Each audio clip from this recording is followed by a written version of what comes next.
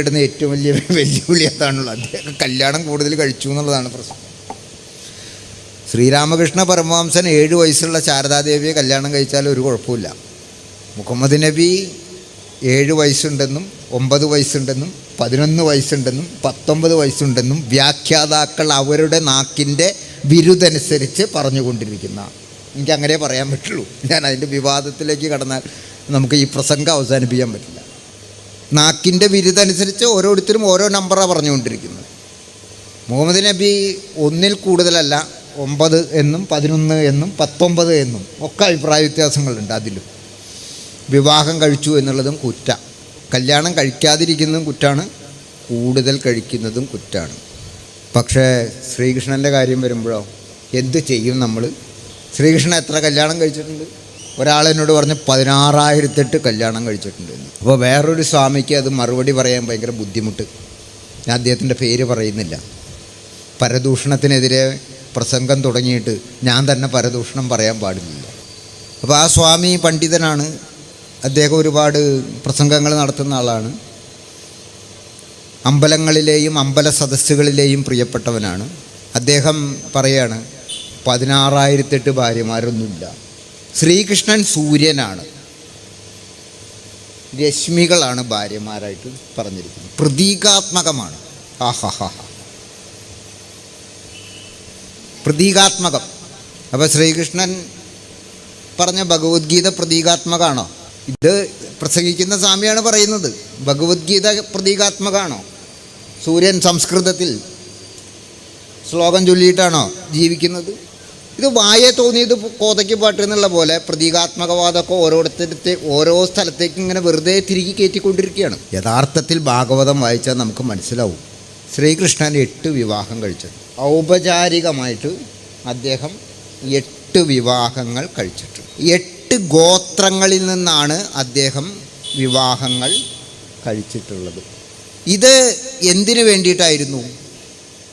ഗോത്രവൈരങ്ങളുടെ പേരിൽ ചണ്ട കൂടിയിരുന്ന ജനങ്ങളെ ഒരൊറ്റ സമൂഹം എന്ന നിലയിൽ ഒന്നിപ്പിക്കുന്നതിന് വേണ്ടിയിട്ടുള്ള ഒരു ഉപായം കൂടിയായിരുന്നു അദ്ദേഹത്തെ സംബന്ധിച്ച് വിവാഹം എന്ന് പറയുന്നത്. ഇപ്പോൾ ജാമ്പവതി എന്ന് പറയുന്നിട്ട് ശ്രീകൃഷ്ണനൊരു ഭാര്യയുണ്ട്. അവർ ഗിരിജന ഗോത്രക്കാരിയാണ്, നമ്മുടെ രാഷ്ട്രപതിയുടെ ഗോത്രത്തിൽപ്പെട്ട ആളാണ്. രുക്മിണി എന്ന് പറയുന്നൊരു ഭാര്യയുണ്ട് ഭഗവാന്. അവർ ക്ഷത്രിയ കുലജാതയാണ്, എന്ന് പറഞ്ഞാൽ ഉയർന്ന സവർണ കുലജാതയാണ്. അങ്ങേയറ്റത്തെ സവർണ കുലജാത മുതൽ ഇങ്ങേയറ്റത്തുള്ള ഗിരിജന വിഭാഗക്കാരി വരെ ശ്രീകൃഷ്ണൻ്റെ ഭാര്യമാരായിരുന്നു. അവരിൽ അദ്ദേഹത്തിന് മക്കളും ഉണ്ടായിട്ടുണ്ട്, എല്ലാവരിലും.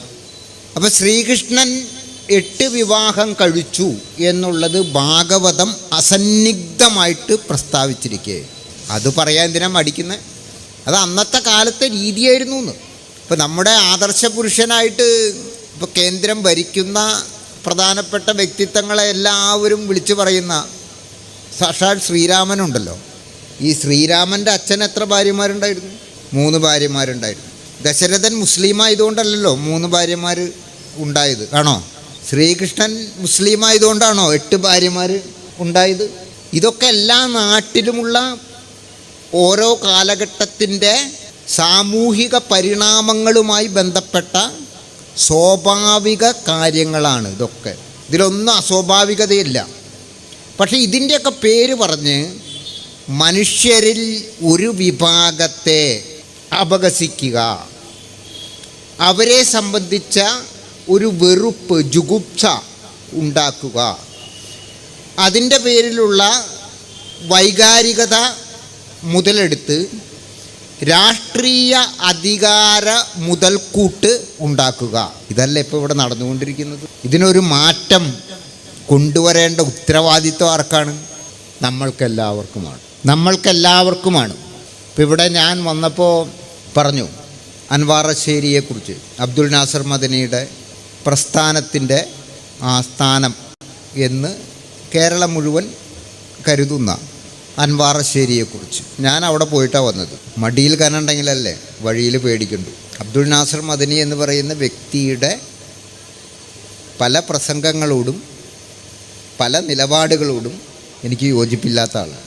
പക്ഷേ യോജിപ്പുകളെ മാത്രം നിലനിർത്തലല്ല ജനാധിപത്യം എന്ന് അറിയാവുന്ന ഒരു ജനാധിപത്യബോധി എന്ന നിലയിൽ, ഒരു ജനാധിപത്യവാദി എന്ന നിലയിൽ അബ്ദുൽ നാസർ മദനി എന്താണ് ചെയ്ത കുറ്റം എന്ന് പ്രോസിക്യൂഷനാൽ തെളിയിക്കപ്പെടാതെ അദ്ദേഹത്തിൻ്റെ വിലയേറിയ ജീവിതത്തിലെ വർഷങ്ങൾ കോയമ്പത്തൂരിൽ തടങ്കലിൽ കിടന്നു.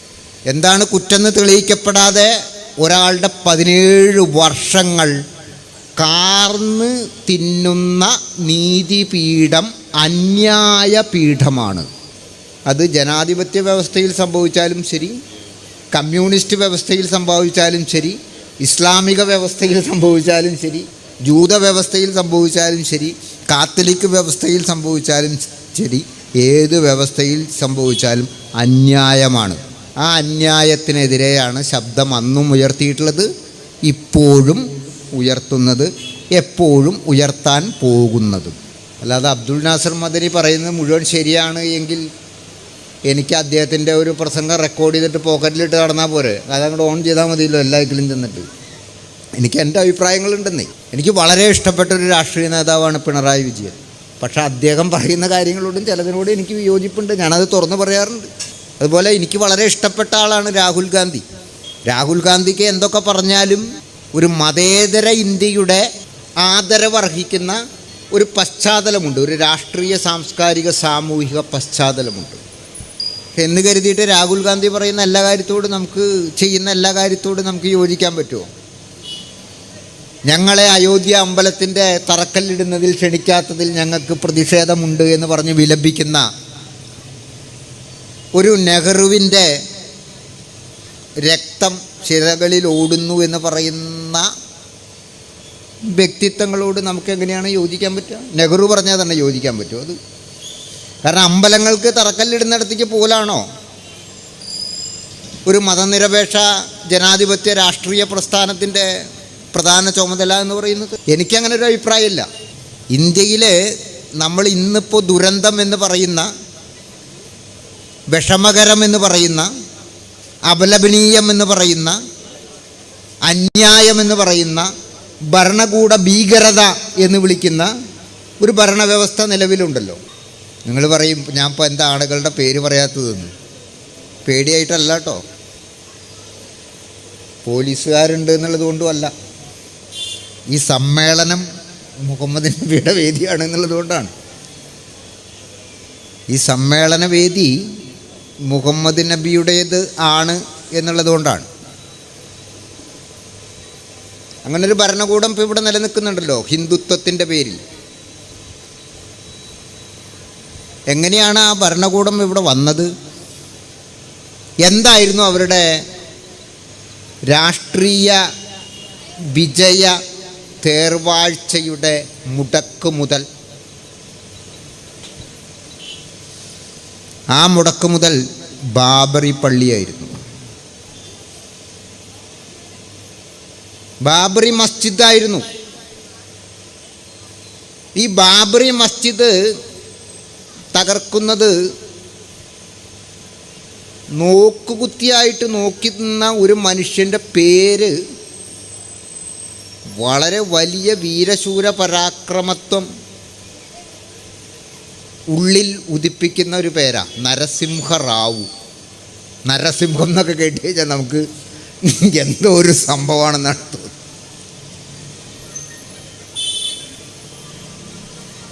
മനസ്സിലാവണം, നരസിംഹം എന്ന് കേട്ട് കഴിഞ്ഞാൽ അനീതിയെയും അക്രമത്തെയും ഒക്കെ എതിർക്കുന്ന ഒരു വലിയ ശക്തി പുരുഷനെയാണ് ഇന്ത്യൻ ജനതയുടെ ഉള്ളിൽ വരിക.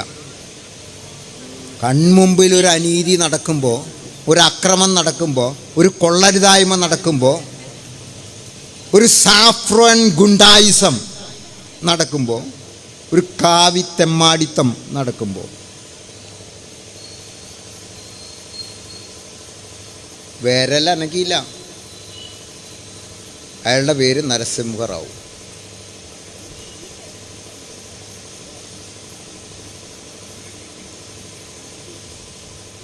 ഒരു 3-4 ഹെലികോപ്റ്ററിൻ്റെ പ്രശ്നം ഉണ്ടായിരുന്നുള്ളൂ. ബാബറി മസ്ജിദിൻ്റെ തകർച്ച തടയാൻ. 3-4 നാവിക വിമാനങ്ങളുടെ പ്രശ്നമേ ഉണ്ടായിരുന്നുള്ളൂ. നാവിക വിമാനത്തിൽ ബോംബും തോക്കൊന്നും വേണ്ട, ഇവരൊന്നും വെടിവെച്ച് കൊല്ലേണ്ട ആവശ്യമൊന്നുമില്ല. നാവിക വിമാനത്തിൽ 2 ചാക്ക് മുളക് പൊടി ആന്ധ്രയിൽ നിന്ന് കൊണ്ടുവരാം. ആന്ധ്രയിലാണ് ഏറ്റവും നല്ല മുളക് കിട്ടുക. നരസിംഹറാവുവിൻ്റെ ജന്മനാടായിരുന്നു. മുളക് പൊടി കൊണ്ടുവന്നിട്ട് ഹെലികോപ്റ്റർ താഴ്ത്തി പറത്തുക.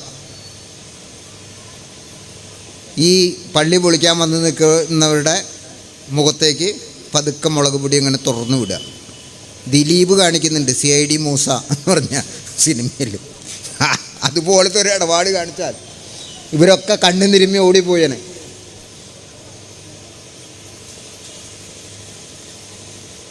നമുക്കെന്തിനാണ് പട്ടാളം? നമുക്കെന്തിനാണ് പോലീസ്?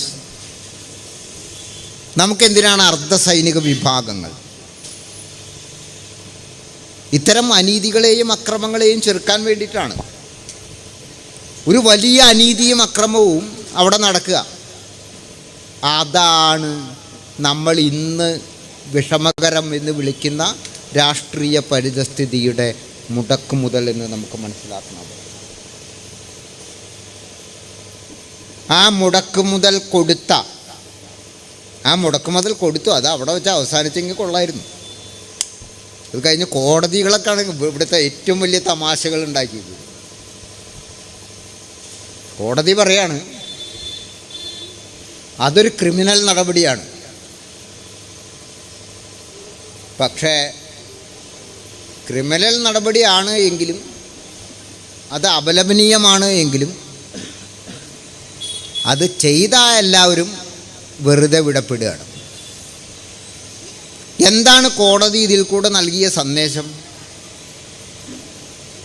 ഒരു കുറ്റകൃത്യം നടന്നു, പക്ഷേ കുറ്റവാളികൾ ആരാണെന്നറിയാതെ, കുറ്റവാളികളില്ലാതെയാണ് കുറ്റകൃത്യം നടന്നത്. അങ്ങനെ ഒരു ഗുണമുണ്ടായി. കുറ്റകൃത്യം കുറ്റവാളികളില്ലാതെ നടക്കാം എന്ന ഒരു അവസ്ഥ ഇന്ത്യയുടെ ബഹുമാനപ്പെട്ട നീതിന്യായ പീഠങ്ങൾ അയോധ്യ വെർഡിക്റ്റിലൂടെ നമ്മുടെ മുമ്പിൽ മുന്നോട്ട് വെച്ചു.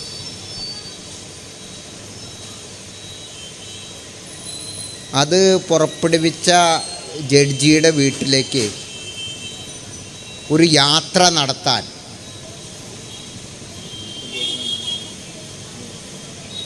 ഡൽഹിയിൽ നിന്ന് ലക്നൗവിലേക്ക് വലിയ ദൂരമില്ല. നടത്തിയോ ആരെങ്കിലും നടത്തിയോ അങ്ങനൊരു യാത്ര? ആരും നടത്തിയില്ല. നമ്മളത് മനസ്സിലാക്കേണ്ടതുണ്ട്, അത് തിരിച്ചറിയേണ്ടതുണ്ട്. നമ്മുടെ ജനാധിപത്യത്തിൻ്റെ ലക്ഷണം മനുഷ്യൻ മതത്തിൻ്റെ പേരിൽ എന്തെങ്കിലും പ്രത്യേക പരിഗണനയോ അവഗണനയോ അനുഭവിക്കുന്ന അവസ്ഥ ഉണ്ടാവുക എന്നുള്ളതല്ല ജനാധിപത്യം. മതത്തിൻ്റെ പേരിൽ മനുഷ്യൻ പ്രത്യേക പരിഗണനയോ അവഗണനയോ അനുഭവിക്കുന്ന അവസ്ഥ, ജാതിയുടെ പേരിൽ മനുഷ്യൻ പ്രത്യേക പരിഗണനയോ അവഗണനയോ അനുഭവിക്കുന്ന അവസ്ഥ ജനാധിപത്യമല്ല. പഴയ മതാധിപത്യത്തിൻ്റെയും ജാത്യാധിപത്യത്തിൻ്റെയും, കമ്മ്യൂണിസ്റ്റ് ഭാഷയിൽ പറഞ്ഞാൽ ഫ്യൂഡലിസത്തിൻ്റെയും പ്രേതവാഴ്ചകളാണത്. ആ പ്രേതവാഴ്ചകൾ ഒരു മതത്തിൻ്റെ പേരിലും ഇവിടെ ആരും തിരിച്ചു കൊണ്ടുവരുവാൻ ശ്രമിക്കേണ്ടതില്ല. അവരോടൊപ്പം ഒന്നും നമ്മളുണ്ടായിരിക്കില്ല, ആരുടെ ഒപ്പം ഉണ്ടായിരിക്കില്ല.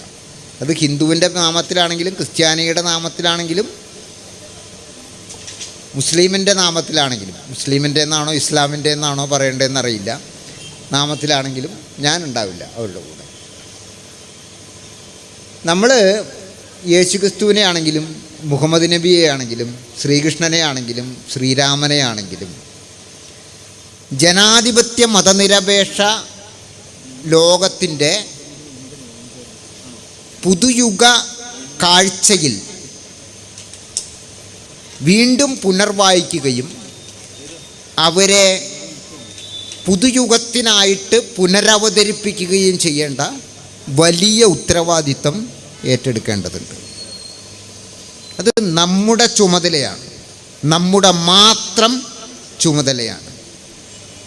മുഹമ്മദ് നബി ഒരു ജനാധിപത്യ ലോകത്ത് എങ്ങനെ പെരുമാറുമെന്നാണ് നമ്മൾ ആദ്യം ചിന്തിക്കാൻ പഠിക്കേണ്ടത്. മുഹമ്മദ് നബി ഇപ്പോൾ ഇവിടെ ഉണ്ടെങ്കിൽ, ഇപ്പോൾ ഇവിടെ മുഹമ്മദ് നബി ജീവിച്ചിരിക്കുന്നുണ്ടെങ്കിൽ, അംബേദ്കറുടെ നേതൃത്വത്തിൽ തയ്യാറാക്കിയ ജനാധിപത്യ മതനിരപേക്ഷ ഭരണഘടന തെറ്റാണ് എന്ന് പറഞ്ഞുകൊണ്ട് നമ്മുടെ പോപ്പുലർ ഫ്രണ്ട് സുഹൃത്തുക്കളുടെയൊക്കെ പോലെ എന്തെങ്കിലും സംസാരിക്കുന്നു തോന്നുന്നുണ്ടോ? അങ്ങനെ അഭിപ്രായമുള്ള ആരെങ്കിലും ഏതെങ്കിലും ഒരു ഉസ്താദ് ഉണ്ടോ നമ്മുടെ നാട്ടിൽ? ജനാധിപത്യം വേണ്ട, മതനിരപേക്ഷത വേണ്ട.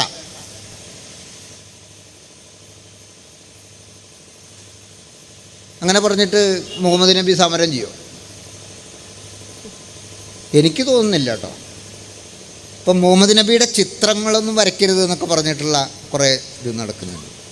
ഞാൻ തിരിച്ചു ചോദിക്കാം, ഇപ്പം ഈ മൊബൈലുള്ള കാലത്താണ് മുഹമ്മദ് നബി വന്ന് നിൽക്കുക.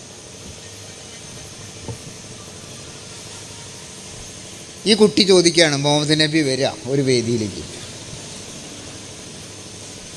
നബിയെ ഒരു സെൽഫി എടുത്തോട്ടെ എന്ന് ചോദിച്ചാൽ മാറിപ്പോ കടക്ക് പുറത്ത് എന്ന് മുഹമ്മദ് നബി പറയാം?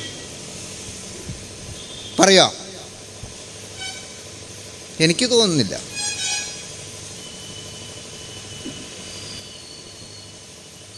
മുഹമ്മദ് നബിയുടെയൊക്കെ പ്രതിഭ എന്ന് പറയുന്നത് എല്ലാ നന്മകളോടും എല്ലാ നന്മകൾക്ക് വേണ്ടിയും എപ്പോഴും പ്രവർത്തനക്ഷമമായിരിക്കുന്ന ഊർജ്ജസ്വലതയുള്ള പ്രതിഭയാണ്. അതുകൊണ്ടാണ് അദ്ദേഹം മഹാത്മാവായത്. അദ്ദേഹത്തിന് ഇടുങ്ങിയ വീക്ഷണങ്ങളൊന്നും ഉണ്ടായിരുന്നില്ല. അക്കാലത്ത് പുലർത്താവുന്ന ഏറ്റവും വിശാലമായ വീക്ഷണം എല്ലാ കാര്യങ്ങളിലും അദ്ദേഹം പുലർത്തി. ഖുർആനോട് നീതി ചെയ്യുന്ന ജീവിക്കുന്ന ഖുർആനായിട്ടാണ് അദ്ദേഹം ജീവിച്ചത് എന്ന് ആയിഷ ബീവി സാക്ഷ്യപ്പെടുത്തുന്നുണ്ട്. ഖുർആൻ എങ്ങനെയാണ് സംസാരിച്ചിരിക്കുന്നത്? ഖുർആൻ സംസാരിച്ചിരിക്കുന്ന പല കാര്യങ്ങളും നിങ്ങൾ കേട്ടിട്ടുണ്ടാവും. സെബാസ്റ്റ്യൻ പുന്നക്കിലാണല്ലോ ഇപ്പോഴത്തെ ഏറ്റവും വലിയ ഖുർആൻ പണ്ഡിതൻ. അയാളെ ഇതുവരെ എൻ്റെ കയ്യിൽ കിട്ടിയിട്ടില്ല. ഒന്ന് കിട്ടണമെന്ന് ആഗ്രഹമുണ്ട്. ഒരു ഇതുപോലെ കിട്ടണം നേരിട്ട്.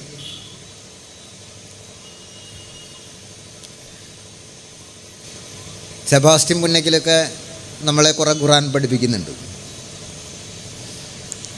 പക്ഷെ സെബാസ്റ്റ്യൻ പുന്നക്കിൽ മാത്രമല്ല, നമ്മുടെ നാട്ടിലെ അറിയപ്പെടുന്ന ഖുർആൻ പണ്ഡിതരെന്ന് പറയുന്ന ആളുകൾ സാധാരണ ഉദ്ധരിക്കാത്ത എനിക്ക് ഏറ്റവും പ്രിയപ്പെട്ട ഒരു ഖുർആൻ സൂക്തം ഞാൻ ഉദ്ധരിക്കാം, അഥവാ നിങ്ങളുടെ ശ്രദ്ധയിൽപ്പെടുത്താം. ഉദ്ധരിക്കാമെന്ന് പറയുമ്പോൾ എനിക്ക് അറബി അറിയില്ല. ഇനിയിപ്പോൾ ഞാൻ അറബി പഠിച്ച് ചൊല്ലിയാൽ പല ഉസ്താദുമാരും കഷ്ടപ്പെട്ട് സംസ്കൃത ശ്ലോകങ്ങൾ ചൊല്ലുമ്പോൾ എനിക്കുണ്ടാകുന്ന വിഷമം തന്നെ അവർക്ക് എൻ്റെ അറബി കേൾക്കുമ്പോഴും ഉണ്ടാവാം.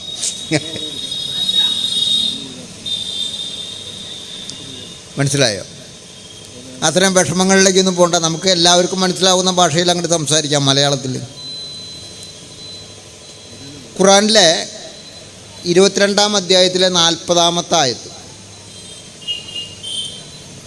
22-ാം അധ്യായത്തിലെ 40-ാമത്തെ ആയത്ത് വളരെ കൃത്യമായിട്ട് പറയുന്നുണ്ട്. ചിലരെ കൊണ്ട് തടുക്കുന്നില്ലായിരുന്നു എങ്കിൽ, അള്ളാഹു തടുക്കുന്നില്ലായിരുന്നു എങ്കിൽ ജൂതന്മാരുടെ സിനഗോഗുകളും ക്രൈസ്തവ ചർച്ചുകളും സന്യാസി മഠങ്ങളും അള്ളാഹുവിൻ്റെ നാമം പ്രകീർത്തിതമാകുന്ന മസ്ജിദുകളും തകർക്കപ്പെടുമായിരുന്നു.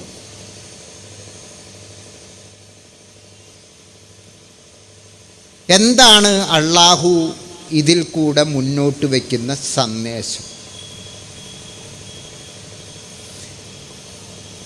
സിനഗോഗുകൾ, ജൂതന്മാരുടെ ആരാധനാലയങ്ങൾ ഇല്ലാത്തൊരു ലോകം ഉണ്ടാവണമെന്നാണോ അള്ളാഹു ആഗ്രഹിക്കുന്നത്?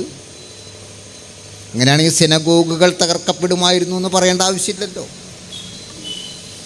സിനഗോഗുകൾ തകർക്കുന്നത് തടുക്കപ്പെടേണ്ട ഒരു കുറ്റകൃത്യമാണ് എന്ന് ഖുർആൻ പറയേണ്ട ആവശ്യമില്ലല്ലോ. ക്രൈസ്തവ പള്ളികൾ ഇല്ലാത്ത ഒരു ലോകം വരണമെന്നാണോ അള്ളാഹു ആഗ്രഹിച്ചത്? അങ്ങനെയാണ് ആഗ്രഹിച്ചിരുന്നെങ്കിൽ എന്തായിരിക്കും സ്ഥിതി?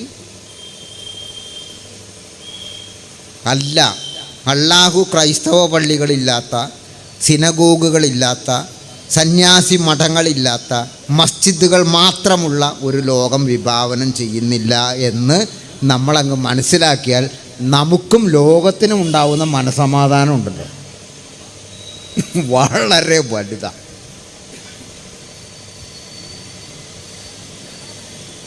അള്ളാഹു എല്ലാം നിലനിൽക്കുന്നൊരു ലോകത്തിന് വേണ്ടിയിട്ടാണ് നിലനിൽക്കുന്നത്. ഞാൻ ആ ആയത്തിൻ്റെ നമ്പർ ഓർക്കുന്നില്ല. എനിക്ക് ഈ നമ്പറുകൾ കുറവുള്ളൊരു മനുഷ്യനാണ്, അതാണ് പ്രശ്നം. പക്ഷേ ആയത്ത് വളരെ പ്രധാനപ്പെട്ടതാണ്. ഉസ്താദുമാർക്ക് അറിയാം, അവർ പറഞ്ഞു തരും നമ്പറൊക്കെ നിങ്ങളോട്. എന്താണ് സന്ദർഭം എന്ന് ഞാൻ പറയാം. വിശുദ്ധ കാബ ദേവാലയം പണി പൂർത്തീകരിച്ച് കഴിഞ്ഞിട്ട് ഇബ്രാഹിം നബി അദ്ദേഹത്തിൻ്റെ മകനോടൊപ്പം നടത്തുന്ന ഒരു പ്രാർത്ഥനയുണ്ട്. ആ പ്രാർത്ഥനയിൽ ഇബ്രാഹിം നബി പറയും, ഈ ദേവാലയത്തിൽ ആരാധനയ്ക്കായി എത്തുന്ന എല്ലാ വിശ്വാസികൾക്കും കിടക്കാനുള്ള ഇടവും കുടിക്കാനുള്ള വെള്ളവും കഴിക്കാനുള്ള ആഹാരവും നീ സമൃദ്ധിയായി നൽകണമേ അള്ളാഹുവേ എന്ന്. അപ്പോൾ ഒരു അശരീരി വരികയാണ്. അശരീരി എന്ന് പറഞ്ഞാൽ ശരീരമില്ലാത്ത ശബ്ദം, വാക്ക് വരികയാണ്. ഇതൊക്കെ നാം അവിശ്വാസികൾക്കും നൽകും എന്ന് പറഞ്ഞാൽ അവിശ്വാസിക്ക് അഥവാ കാറൽ മാർക്സിന് കുടിവെള്ളം നിഷേധിക്കുന്ന അള്ളാഹു ഖുറാനിലില്ല. കാറൽ മാർക്സിന് കിടപ്പാടം നിഷേധിക്കുന്ന അള്ളാഹു ഖുറാനിലില്ല. കാറൽ മാർക്സിന് ശ്വാസം നിഷേധിക്കുന്ന അള്ളാഹു ഖുറാനിലില്ല.